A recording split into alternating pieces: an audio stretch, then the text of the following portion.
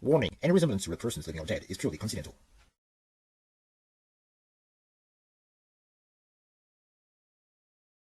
Y compris à l'égard et surtout des hésitants, la vaccination, ça marche. On a constaté que les personnes qui ont 2 doses, jusqu'alors, lorsqu'elles croisaient une personne qui était contaminée, devaient être cas contact et donc s'isoler. Les analyses faites sur ces personnes montrent qu'en réalité, elles n'ont plus de chance d'attraper la maladie.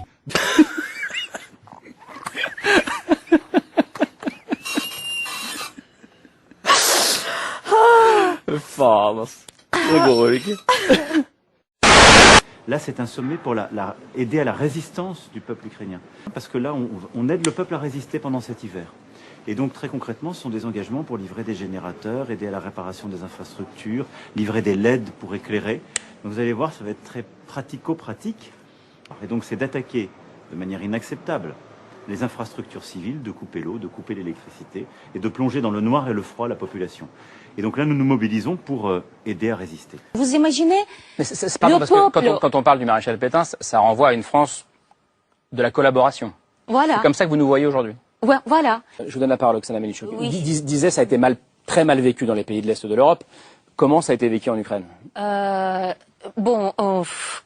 Comme d'habitude, en Ukraine, on a pensé que Emmanuel Macron dit n'importe quoi. Mais on fait plus attention à Emmanuel Macron. Pourquoi Parce qu'il dit, c'est très sévère comme il a dit déjà trop excusez-moi de le dire, des conneries de notre point de vue. Et c'est pour ça qu'on ne fait plus attention à tout ce qu'ils disent. Parce que, en fait, les Ukrainiens comprennent bien qu'il y a une guerre de communication. Si vous avez peur de ce Rovikin jusqu'en présent, vu toutes les victoires que les Ukrainiens obtiennent, ça veut dire que vous êtes lâches et on n'a rien fait avec vous.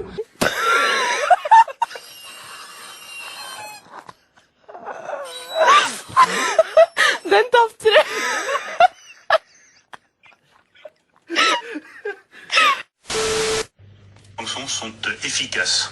Les sanctions économiques et financières sont même d'une efficacité redoutable. Et je veux laisser planer aucune ambiguïté sur la détermination européenne sur ce sujet.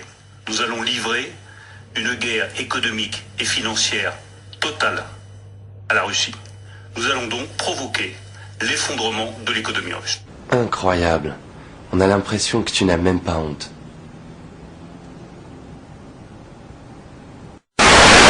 T'imagines un monde dans lequel des scientifiques reconnus sont conspués lorsqu'ils disent des faits? Mais c'est absurde. Ou un prix Nobel qui n'a droit à aucun hommage de la part du pouvoir en place et des médias lorsqu'il meurt? Ah, quand même.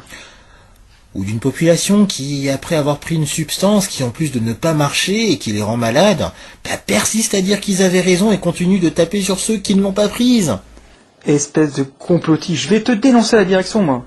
Je te signale que je dirige la chaîne, alors lance le générique. Oh, pardon, mon maître vénéré de l'univers qui est le plus beau, le plus magnifique d'entre tous et de nous tous. Ne pousse pas, JB, ne pousse pas.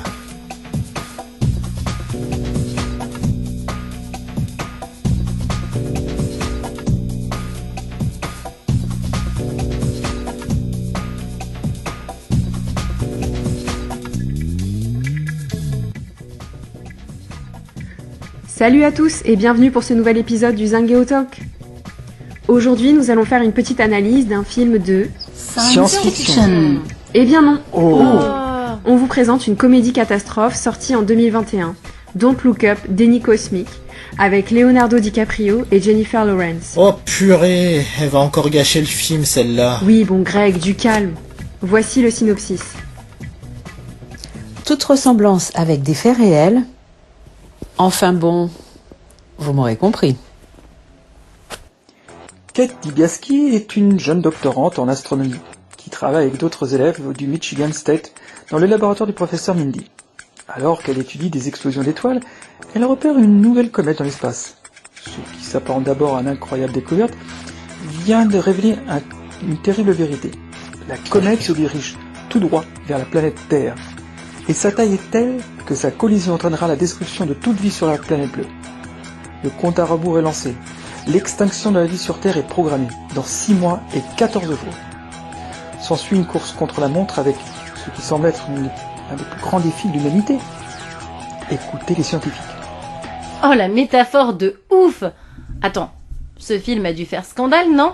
Figure-toi qu'il a été numéro 1 sur Netflix dans 94 pays. Il faut dire que son casting est attractif. Leo DiCaprio, Jennifer Lawrence, Meryl Streep, Kate Blanchett. Ouais, mais là, je te parlais du parallèle avec ceux qu'on vit depuis mars 2020. Je ne vois pas de quoi tu parles, mais vraiment pas. Instrumentalisation des médias, dénigrement des scientifiques, désinformation, réseaux sociaux, Don't Look Up est une parfaite satire de notre société contemporaine. C'est un film qui s'apprécie dans les détails et qui comporte un nombre incalculable de clins d'œil à nos modes de vie. Il n'y a que ça. Les parallèles avec l'actualité sont tels que nous observons plutôt un miroir de ce que nous vivons en fait. C'est la raison pour laquelle on est étonné de voir que ça a marché, vu le nombre de débiles qu'il y a là, sur Terre. Bah justement, ils sont tellement débiles qu'ils n'ont pas compris que le réalisateur se foutait ouvertement de leur gueule. On spoil ou non? On va un peu parler, mais pas de spoil massif. En Australie, oui. Alors on fait comment pour s'y retrouver? Ok, on va faire comme ça. Donc à gauche, on mettra les images du film et à droite, la réalité. À les minutes même où le duo Mindy-Dibiasky essaie d'entrer en contact avec le chef du bureau de coordination de la défense planétaire de la NASA, ils sont peu pris au sérieux. Ils patienteront plus d'une demi-journée avant d'être reçus par la présidente Orléans pour finalement devoir expliquer en 20 minutes que tout le monde va mourir à cause d'une comète tueuse de planètes. La présidente semble peu concernée, mais simplement préoccupée par les résultats de son mi-mandat. Ah, comme Joe Biden, qui à l'approche des mi-termes disait que le Voldemort était fini. Mr. President, first Detroit Auto Show in 3 years. Yeah. Is the pandemic over? The pandemic is over. We still have a problem with COVID. We're still doing a lot of work on it. But the pandemic is over.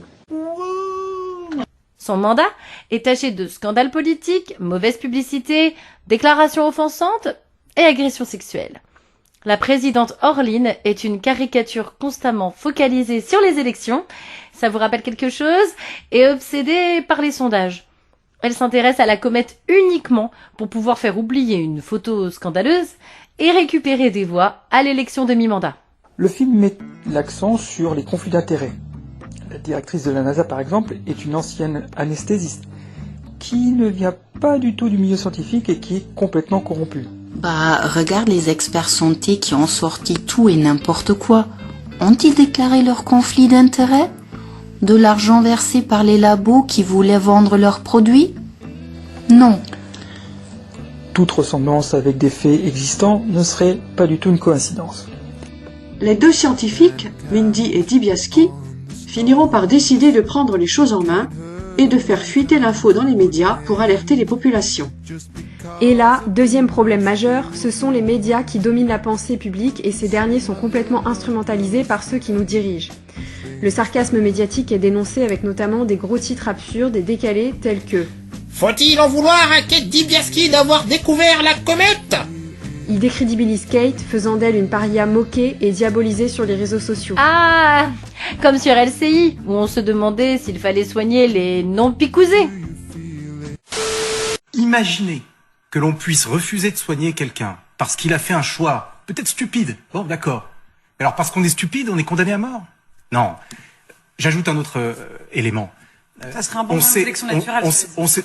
Ça serait un quoi, vous dites? Mais enfin, un bon moyen de sélection naturelle. Enfin, ça va pas mais bien. Non, mais moi je suis d'accord avec vous. Vous rigolez. Anastasie a dit ce serait un bon moyen de sélection naturelle, mais on va vous...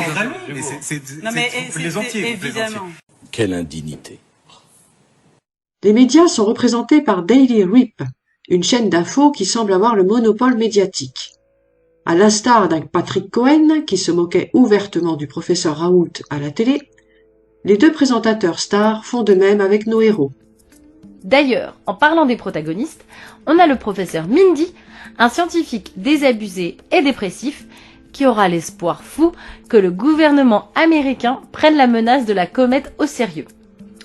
Bien que n'aimant pas du tout être le centre de l'attention, il finira par accepter de jouer l'astronome canon pour pouvoir faire entendre son message. Jennifer Lawrence, quant à elle, est aussi extrêmement convaincante dans son rôle de Kate. Elle représente une jeunesse rebelle, anticonformiste et un brin révolté. Elle est épitée face à l'illettrisme scientifique des médias et de leur incompréhension du danger que représente la comète se dirigeant vers la Terre. Attends, je rêve? Tu as dit que Jennifer Lawrence joue bien dans ce film? Oui, je l'avoue. Dès son premier passage sur un plateau télé, elle est moquée par les journalistes et les téléspectateurs après un cri d'alarme désespéré. Elle est nulle, elle a besoin d'un media training, rigole le co-présentateur. Sa consoeur enfonce le clou. Le bel astronome peut revenir s'il veut, mais la jeune fille qui crie, ce n'est pas si sûr. Toute ressemblance avec des faits existants ne serait pas du tout une coïncidence. Les médias jouent également un rôle en sexualisant le professeur Mindy, l'astronome le plus sexy d'Amérique, pour qu'il passe mieux à l'écran. Ils font de l'actualité et de la science un véritable divertissement. Le film pousse la satire jusqu'au bout. On a droit au spot publicitaire qui met en scène une mère de famille heureuse de constater que la comète va créer des emplois. On a aussi droit au fameux sondage qui contribue à manipuler l'opinion publique. Les médias sceptiques resteront concentrés sur des sujets divers et futiles, comme des infirmières sexy. Circuler, il n'y a rien à voir. Le système capitaliste est représenté par le fondateur de la société Bash, Peter Isherwell. Gourou de l'informatique, son entreprise est leader de la téléphonie mobile et présente toujours plus d'innovations technologiques. Avec par exemple des téléphones qui anticipent ce qu'on veut avoir, avant même de les vouloir nous-mêmes. Ou encore comme acheter un CD, alors qu'on mentionne seulement le nom de l'artiste. Isherwell est un personnage très caricatural. Un mix entre Steve Jobs, Mark Zuckerberg et Elon Musk. C'est un businessman qui ne s'assume pas, qui ignore complètement ses fans et qui est obnubilé par le progrès. Comme il contribue au financement de la destruction de la comète, il a tous les droits. L'argent est un laissez-passer. Il passe son temps enfermé dans un enthousiasme niais proche du déni. Tout va bien se passer! Il est prêt à risquer la vie de l'entière humanité pour espérer collecter des métaux rares sur la comète qui lui permettraient de faire face à la concurrence chinoise et de devenir encore plus riche. Albert Bourla, McKinsey, Bill Gates. Dès le départ, le monopole des discussions sur les réseaux sociaux revient à la rupture d'une chanteuse lambda et d'un DJ. À eux deux, ils représentent la parfaite illustration du couple de starlets célèbres dont tout le monde s'occupe de la vie privée. Hashtag voici, hashtag closer, hashtag ça m'intéresse trop ta vie. Le DJ finit d'ailleurs par demander en mariage la chanteuse en direct à la télévision. Hashtag malaise, hashtag aucune pudeur.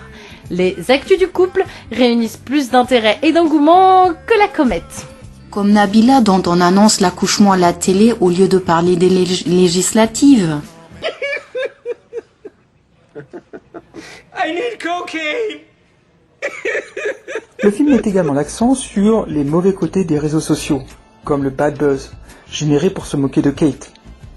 Le professeur Mindy, quant à lui, utilise sa nouvelle notoriété et ses 250 000 abonnés pour faire passer son message. La télé n'est pas le seul média égratigné par le film. Les médias web et leurs titres putaclic sont aussi dénoncés. En quête d'audience à tout prix, un journaliste publie cet article.